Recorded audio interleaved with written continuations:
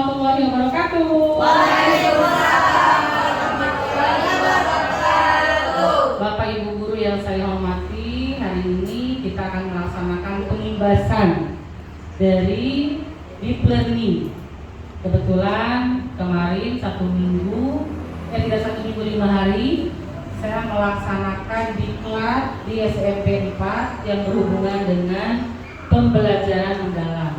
Nah, di sini sebenarnya kalau pembahasan itu harusnya dilaksanakannya beberapa hari. Tapi pada hari ini hanya selintas memberikan penjelasan apa sih itu deep learning, apa saja sih deep learning itu di dalamnya, apa yang memang harus dilaksanakan deep learning ini di kelas masing-masing. Jadi mungkin ada beberapa hal yang akan disampaikan walaupun tidak secara mendetail, tapi tetap ibu bapak harus tahu selintas mengenai deep learning. Nah, di sini yang kita akan bahas yaitu PPT dan PPB. PPT itu ada yang tahu apa?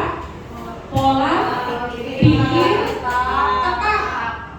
Kalau PPB pola pikir berubah. Jadi yang diingat tetap dan berubah. Kalau PPT yang tetap itu biasanya terjadi pada guru-guru yang sudah melaksanakan tugas 30 tahun, 35 tahun yang mau menjelang pensiun. Karena berpikirnya gini, saya pensiun 1 tahun dari saya gitulah ngajar mah. Yang penting mah udah kelas ini nggak bisa maca, bisa nulis. Nah itu maksudnya kemana? PPT. Ya, guru seperti itu tuh maksudnya PPT. Pola pikir tetap. Jadi stuck di situ saja. Tapi kalau PPB pola pikir berubah. Kalau pola pikir berubah gini, saya 2 tahun dari pensiun ya. Tapi saya tidak mau kalah sama anak-anak muda. Saya mau mencari nih di Google, di internet, kira-kira metode apa nih atau teknik apa nih supaya pembelajaran di kelas saya menarik. Jadi yang akan kita bahas pada saat ini yaitu PPT dan PPB yang memang biasanya terjadi di sekolah. Oke, next.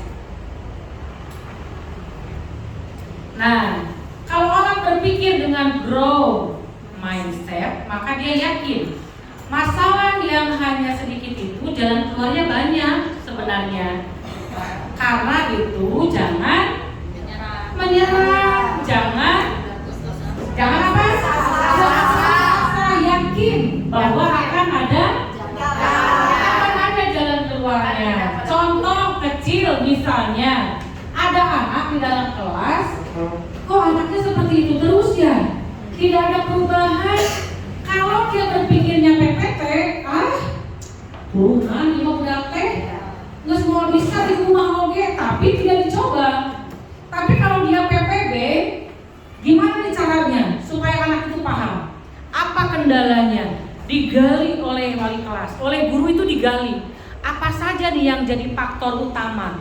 Anak ini misalnya tidak bisa membaca, tidak hafal aja nih huruf T tidak hafal. Cari latar belakangnya apa? Apakah orang tua yang hanya sudah deh istirahat, sudah tidak belajar lagi, tidak dipantau lagi oleh orang tua, ada yang seperti itu. Gali lagi. Oh ini anak ini jenuh dengan pembelajaran seperti ini, cari teknik lain. Itu makanya kenapa pemerintah menerapkan ada pendekatan deep learning, yaitu tadi supaya kita PPB pola pikir berubah, jangan pola pikir Oke, next. Ini konsep pola pikir yang bertumbuh atau berubah, lanjut.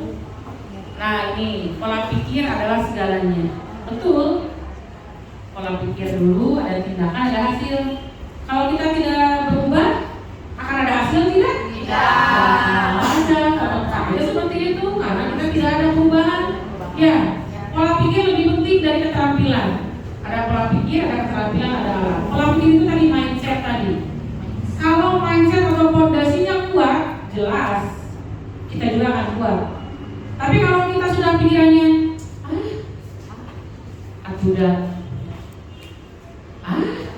sudah, tidak akan ada hasilnya. Ya, pola pikir yang selanjutnya, pola pikir merupakan cara melihat, cara berpikir menghadapi masalah. Gimana nih masalah ini, solusinya kayak gimana? Ya. Lalu berperan untuk memperluas cara seseorang dalam melihat cara berpikir. Okay, next. Mengapa manusia berbeda-beda? Jelas. Kepala manusia yang satu dan yang lainnya akan berbeda. Contoh kecil otak kita. Ketika otak kita hanya diam, akan berkembang tidak? Tidak akan. Kita perumpamakan seperti sepeda. Ada sepeda nih di pojok sana. Sepeda itu tidak digoes oleh kita, berjalan tidak? Tidak. Sama dengan otak kita. Kalau kita tidak memgoes otak kita, akan dibawa kemana? Otak kita akan stuck di situ. Tapi kalau otak kita, saya hari ini mau jajan di depan Kodim, pasti kita akan berjalan ke sana. Karena digoes oleh kita, oleh pikiran kita. Tapi kalau tidak, Abimah balik langsung gobo, udah. Jadi sama otak kita itu dengan sepeda. Ketika di kayu akan dibawa kemana, dia akan mencapai tujuan itu. Tapi kalau tidak di kayu, dia akan stuck di sana. Oke, lanjut. Nah, ini pola pikir tetap dan pola pikir bertumbuh atau berubah. Kalau yang di atas itu pola pikir tetap, menghindar, ada masalah menghindar. Ada masalah sudah nggak tahu, mubazir, serangan, dan ada ancaman. Tapi kalau pola pikir bertumbuh atau berubah, menerima, bertahan, ada peluang, ada informasi, dan ada inspirasi. Ya, jadi seperti itu. Oke, next, lanjut. Ini pola pikir tetap dan pola pikir bertumbuh. Belajar cara mengenali suara. Sadari bahwa kita punya pilihan. Berbicara kembali dengan suara PPB, melalui aksi sesuai dengan suara PPB. Jadi kadang gini, ada masalah nih. Kita kan suka berpikir, ngobrol dalam hati ya. Ada rasa khawatir ya. Aduh, gimana ya caranya? Kayaknya dia mah sudah tidak bisa dibantu. Kayaknya dia memang, atau gini, ibu kepala sekolah minta ibu untuk mengerjakan sesuatu. Ibu tuh langsung bilang, saya tidak bisa karena saya sepertinya memang tidak punya kemampuan itu. Tapi kalau misalnya yang PPB mah, saya bisa kok, saya siap. Aku maha kewe. Dengan cara apa aku maha kewe? Searching, bertanya pada teman, sekarang bertanya sejawat, atau bertanya kepada guru-guru yang masih muda, yang memang teknologinya lebih dari kita. Jadi jangan, Bu, saya mah, Habibah bukan ibu, biasa laptop oke. Berarti dia masuknya ke PPT ya. Oke, next. Kalau saya gagal, berarti saya tidak mampu. Taruh kampenya. Saya akan menolak menerima tugas yang tadi, karena saya tidak bisa. Kesalahan menunjukkan kelemahan saya. Saya hanya bagus dalam bidang tertentu. Jadi gini, Bu, saya mah hanya bisa itu aja, buat banner aja. Kalau disuruh itu, saya mah nggak bisa. Berarti masuknya ke PPT ya. Terus kecerdasan dan kemampuan adalah segalanya, akan menjadi faktor yang menentukan sukses atau tidak. Bukan. Kecerdasan, kemampuan, dan karakter yang baik yang akan menjadi seseorang itu sukses. Kalau kecerdasan saya tidak. Kalau ini yang PPB, kalau saya gagal berarti saya harus belajar lagi, nyoba lagi, terus kayak gitu. Itu nggak tumbuh, berubah. Saya akan menerima pekerjaan yang belum pernah saya kerjakan untuk belajar mengembangkan diri saya, seperti itu. Kesalahan merupakan proses. Itu ada peluang nanti untuk apa? Memperbaiki ketika ada tugas selanjutnya. Saya bisa belajar apapun. Saya mau termasuk hal-hal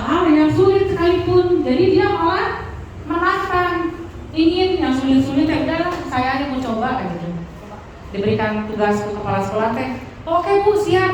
Oh saya belum pernah nih di bidang ini. Oke saya coba kan PPB ya. Belajar dan berusaha adalah faktor kunci yang akan menentukan sukses tidaknya seseorang kita. Jadi bukan hanya cerdas. Kalau dia cerdas tapi dia tidak mau berusaha, berhasil mau? Sama seperti sepeda tadi, kalau tidak di kayu, diam saja di pojok sana. Tapi kalau di kayu, saya mau ke alun-alun, nyampe dia alun-alun sepedanya. Kalau di kayu, sama dengan otak kita. Ya, jadi kita harus PPB. Oke, next. Sesaat melihat ada murid yang mau menyerah, ketika menemui tantangan atau kesulitan, segera dorong dia untuk mencoba lagi. Gurunya juga berarti harus optimis bahwa anak itu bisa berkembang. Ya, kadang di SD itu anak belum terlihat perkembangan. Di SMP, SMA baru akan terlihat. Jangan menjudge anak yang tidak bisa baca, dia tidak akan jadi apa-apa. Ya, karena ada loh contoh kecil ibu lah. Di SD itu ibu nilai 8 mah paling juga biji ber, jika sisa tahun ini berenanya. Tapi sekarang kan ibu bisa. Karena ibu berkembangnya ketika di SMA dan kuliah. Di SD, rapot ibu mah ada 5, ya zaman dulu ada 5 ya. Kalau 5 memang merah, tapi tidak bisa menjadi bahwa anak SD yang tidak tahu apa-apa sekarang itu tidak akan jadi manusia sukses atau orang sukses tidak. Sama yang seperti ini. Pada saat murid mau mencoba, segera beri pujian. Kamu pujian itu penting bagi anak yang apa?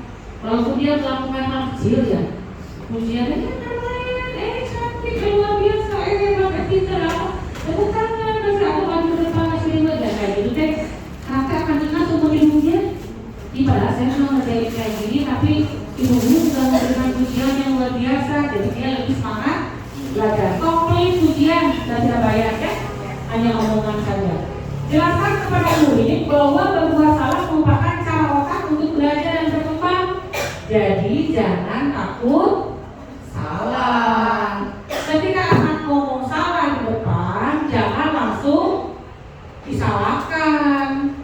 Kayak tadi nih, misalnya ada jawaban yang tidak pas, tapi udah nggak apa-apa, tepuk tangan saja, memberikan reward. Lagi jawaban, jangan.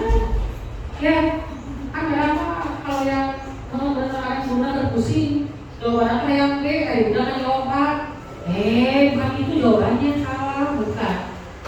Tepuk tangan saja, ayo siapa lagi yang bisa, siapa lagi yang bisa menyempurnakan. Jadi anak dia tidak lagi takut ketika dia akan mengeluarkan pendapat. Oke, langsung lanjut lagi. Pujian pribadi dan pujian proses tidak ada dua kan. Pujian kamu pribadi contohnya kayak gimana? Kamu pasti pintar, kamu cerdas, kamu terampil. Kalau pujian proses, kamu pasti sudah bekerja keras, kamu pasti sudah belajar dengan rajin. Namanya juga proses ya. Proses itu kan tujuannya yaitu dia mencapai hasil kan. Jadi ada dua sila model, misalnya dia mengerjakan sesuatu, menggambar, bagus ya, ini pasti berapa lama ini kerjainnya. Nah itu kan mereka senang bertanya. Kayak ini mau ini, oh iya, ini meja oh ini bu, tarik jangan. Namun ibu bapak gurunya mau PPB ya, kecuali PPT ayo simpan di meja, tinggal kaca nasi berapa. Udah keribu dengan nilai sampai simpan di meja, nah, itu bukan yang dimau oleh di learning ya. Oke, pujian pribadi ada, pujian proses next. Nah ini kan kemarin kita buat videonya. Yang kemarin kita sudah buat video 8334 dan itu sudah ditiru oleh beberapa kepala sekolah yang ada di Cianjur. Boleh tidak ngikutin? Oh boleh, silakan saja. Itu kan satu mengingatkan ya. Anak-anak kan kalau pakai lagu juga cepat ingat. Di bawah guru juga kayaknya sama kalau dibuatkan videonya. Jadi punya kita itu sudah ya di bawah dia menciplak orang sih supaya apa. Nah ternyata video kita TikTok juga, diikuti juga sama orang yang di wilayah Cianjur. Tepuk tangan dulu dong. Nanti kita buat coding, tapi yang codingnya lagi honeymoon dulu. Oh, terima kasih. Terima kasih semuanya. Mudah-mudahan apa yang disampaikan hari ini bisa bermanfaat bagi kita semua. Intinya bukan hanya didengarkan, bukan hanya sekedar teori, tapi silakan dipraktekkan oleh Bapak Ibu ketika mengajar di kelas. Karena kalau hanya sekedar teori tidak dipraktekkan, deep learning metode pendekatan ini tidak akan berhasil. Oke, itu saja. Terima kasih. Wassalamualaikum